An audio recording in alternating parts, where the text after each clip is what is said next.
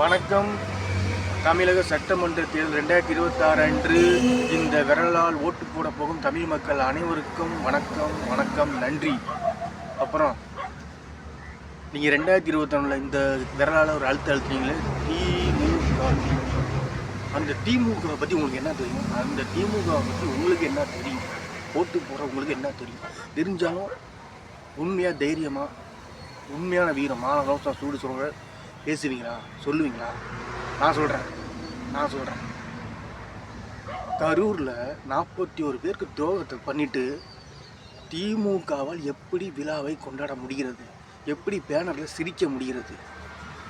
இதை பார்த்து போடுங்க. உங்களுக்கு தெரியல எவ்வளோ பெரிய மிருகம், மனுஷ ஜென்மமே கிடையாது. உங்களுக்கு புரியுதா இல்லையா?